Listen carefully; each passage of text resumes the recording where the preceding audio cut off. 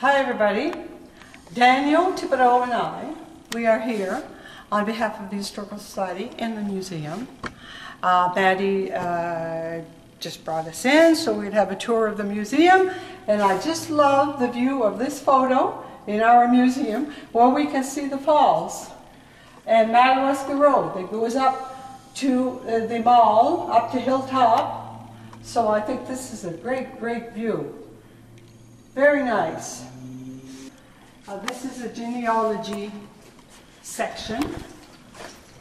Anybody coming to the museum, the tourist, or the summer, will have access to the genealogy information we have here at the museum. And you can browse at the table here for as long as they want and check out everything we have here that they might be interested in. So we are very proud of this, our genealogy shelves. All you'd want to know. Also, we have students that work here all summer and they will answer all your questions. And then we have a nice display case of old cameras that dates way back, I think, in the 1800s even. My, look at them. Look at all those beautiful cameras. And I do believe much of the info. I believe that's a picture of Mr. John Hughes with his camera. And I'm going to try to do my best to give you all the info, but I know Mr. Hughes very well, but I didn't know he was involved with as a photographer, and it looks like he was, because that's a great picture of him with his own camera. And this one is John Hughes artifacts that he donated to the society. And so they were all contributed to the society by their owners. And there's also little tabs with the names by each camera, who donated what, which, were the donators for these cameras. This one down here is circa 1900. Loaned, I guess that one is loaned, by Céline Godin Helberg. So that was a very long time ago. Small section of suspension cable belonging to the second bridge over the gorge in 1860. And that's the suspension bridge, and that was the second bridge built in 1914.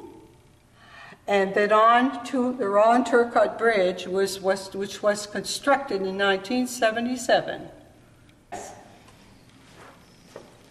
And these are different artifacts that were given by citizens of Grand Falls and the surrounding areas. We have to mention Drummond and St. Andrew too. They are a very big part of our society and have contributed much to the museum. This section belongs to Monsignor George Bernier, pastor of the Assumption Church. He was pastor from 1924 to 1956. And I'm not that young a lady. I remember that very well. I remember him very well. He was a lovely priest, but you just didn't cross Mr. Monsignor Bernier. He was a great man, a great priest. Oh, I haven't seen a mass book like that for years. Look at that. Oh, that is old. Administration of the Sacraments and Various Blessings, compiled by Reverend Paul Griffith. Revised in accord with the latest Vatican edition of the Roman Ritual. John Murphy Company Publishers. Baltimore, Maryland, 1930. Wow, that's going to give me spiritual blessings. It's also in French and in English. Or it says the baptism of enfants. Oh, of infants. Oh, infants. It's the font, huh? It's hard to detect the letters, exactly what they are. The baptism of infants. Yes, very good. Great memories about Monsignor Bernier. Mr. O.B. Davis, he owned a big mill, I do believe, in Drummond, It says, oh, Mrs. Obie Davis was one of the first female drivers in Grand Falls with her 1924 Page car. Well, learn something new every day about my wonderful hometown of Grand Falls. Artifacts in there donated by John Caldwell. He was the principal of the John Caldwell School for so many years, a very important citizen of Grand Falls with concerning education. But this counter consists of Red Willette, a very important hockey player of Grand Falls, who became quite famous and contributed years and years and years to the Hockey League Association of New Brunswick. Red Willette was inducted into the New Brunswick Sports Hall of Fame in 1989. All information is here. This is his display. Melissa Mcclure hurling rink from Grand Falls accompanied something that only one other New Brunswick team had done before. They were the World Junior Championship in 1998. They won 9 and lost 2 games in the round robin, then beat Scotland in the semi-final and Japan to the final. Are composed of Melissa Mcclure, skip Nancy Toner, third, Brigitte Mcclure, second, Bethany Toner, lead, Julie Webb, alternate, and Lee Toner as coach. They were inducted in the New Brunswick Sports Hall of Fame June 5th, 2004. And we are very proud of the Melissa Mcclure curling team. And also they were inducted, which I was a guest there, at the Sports Hall of Fame in Grand Falls, and I represented Mr. Donald White, who was a marksman, rifleman. He passed away in 1988, so I represented him too. It was the first award that, but it's not an award now, it's an inductee. Yeah. He was the first inductee in our Sports Hall of Fame in Grand Falls, and I represented him. And then Ron Turcotte was there, and Red Willette, and Melissa Mcclure curling team. We have a very own Sports Hall of Fame club now. And it was September 17th, 2011. Yeah, where? Oh, it was at the EP Sinisharo that's right. Sports Center. Okay, yes. I might have pictures yes. of that. And the Sports Hall of Fame is situated there too, in a special room for Sports Hall of Fame, with a wall, a nice wall, display wall, and they are both. All their pictures are hanging on the wall. And this is Ron's boots? And these are Ron's boots. Look how teeny his feet were, huh? Isn't that something? Oh, that's true. Look at that. He's just a very small man. He was, I don't think, So that's his glasses? And that's his glasses. His when he won the goggles? Triple Crown, and that was May the 2nd, 1973, I believe. And perhaps that's a picture... Yeah, that's Ronnie. In 1973. There will be lots more added about Ron Turcotte now with the events coming up, that they've done a documentary on his life. And then the premiere of this documentary will be May the 30th this year, 2013, at the Grand Cinema 3 in Grand Falls. And the producer, his producer, will be there as well. And so it'll be quite an event for Grand Falls and surrounding areas, for one of our own, to have achieved such fame. And we'll be able to take part of it on May the 30th with Ron at the theater as well. Hook used to hold cable when Van Morel walked above the falls on August the 12th, 1904. And he was born March 10th, 1867 in Bangor, Maine. Mm-hmm. And he lived in Holton, right? Mm-hmm. He was an American, huh? Yeah. I do believe, it's also him over the John Caldwell School, walking the tight wire attached to the top of the flat school with his sister. Oh, just a minute here. On his back, Annie Pelletier. Yeah, sister. I thought she was I wonder if I'm related. He gave the demonstration in 1913, so that was 9 years after. My, oh my. He was a very brave man. And this is Judge Claude Levac, a very prominent man of Grand Falls as well. And his house was situated where the Grand Sceau restaurant is on Broadway Boulevard, which is a pizza house as well, but of course they serve anything. But this beautiful, beautiful Grand Sceau restaurant, where was where the home of Judge Claude Levac was, and I knew him.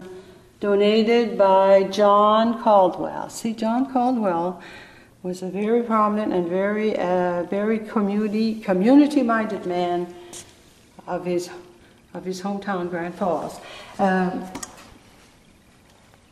And I do believe I know this person, made by W.C. Ward Burpee. Remember we went at the Pine Hill Cemetery last night, Daniel? Oh, yes. And we seen his headstone? Mm-hmm. So this would be something he donated here. What are these? Handmade ice skates. And, well, I've never seen those in here before. Never noticed. Handmade ice skates. Yeah, these are all railway lantern. Donated by Sharon and Dave Egan. Oh, now, this is quite a thing here. Donated by Kathleen McCarthy. This is, what would you call it, a viewer, 3D. The first 3D viewer ever. There you go. Watching 3D. This one is the railroad. Tis like life. There we go. And these are all pictures, all different pictures that we can view with that 3D camera or viewer. They're faded, huh? Yes, some of them are faded. Let's see what it says in the back. Huh? Some of them says what they are and others are not ID'd, but it looks like I don't know, like a courthouse maybe, or a mining camp in Klondike. So you see, back then, that's the filming, that's how they could view the world, different places in the world. No computer. Yeah. But there was the big inventions of those days. They were totally amazed. We're amazed to look at them even today. And such a big collection. Well, that's it. And I imagine they were donated by different citizens or in the area or whatever. Look at this. It would take you a whole day to view them all. There's so many. This big bowl is donated by Grace Stirrett, Stirrette. That's a wash basin. Imagine that now. Yeah, we how many movies that we have seen, you know. China plates donated by Margaret Marceau. Margaret Marceau is the author of the book Grand Falls Yesteryear. She did so much research about Grand Falls, and it had stopped being printed.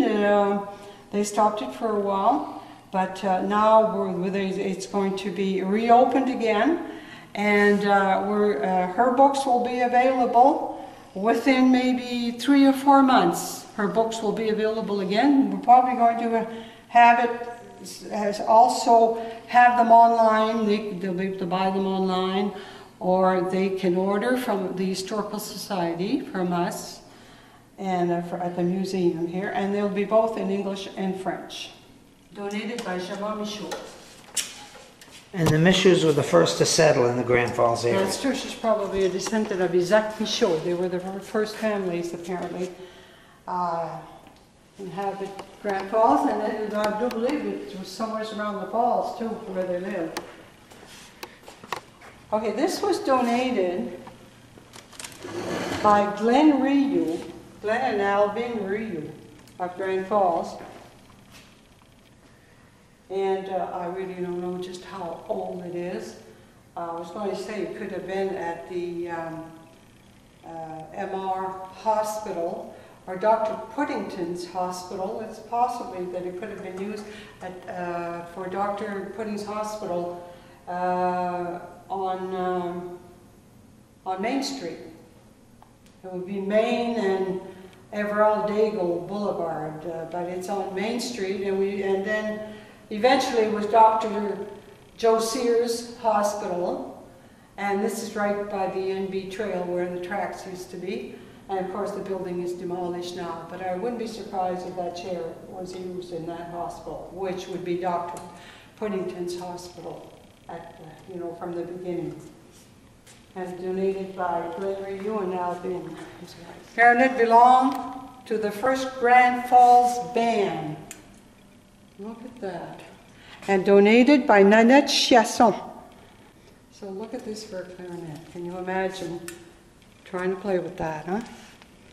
But somebody mastered it. I wonder, it'd be nice if we had the info who mastered the clarinet. Pump organ. On loan from Kenneth Campbell of Arthurette, New Brunswick. Mr. Kenneth Campbell is a retired teacher. He has attended many of our meetings, and he also has attended our St. Patrick's festivities and played this organ just like it was brand new. Yeah, I do believe it belongs to him, and he donated it to the museum. Well, it was certainly a nice event when we had our party here for St. Patrick's Day. It was back in 2009, I believe, and Mr. Campbell was one of our guests, and he sings. He's an Irishman, and he said, we sang all the Irish songs, and he was a great singer. And Mr. Mark Toner accompanied him, and it was a great time. It was great, and it sounds really good.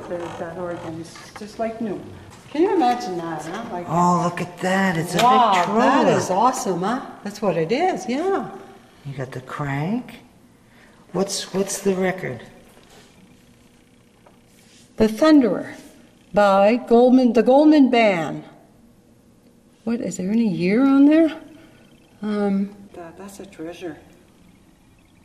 1920s, phonograph. Loaned by Edwin and Joy Hansen. That would be New Denmark's. Well, isn't that lovely? I had a size that fits me. They're rather nice. They're not that bad to walk on. Now if the cramp is gone, I'll be able to get the other one on. Yeah. In Holland, that was what they wore for shoes. They must have had good sturdy feet, though. Very well constructed, huh? I wonder what it says inside. Anything?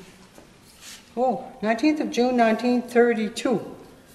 Oh, shoes of 1932. That's even before my time. How about that? There are things that are before my time. Beautiful.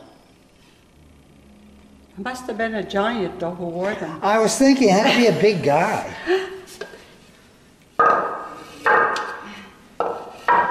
Or you stuff it with newspaper. Yeah. But however, any info, any photos or any artifacts or anything in the museum that they want to know the story about, it's available to them here.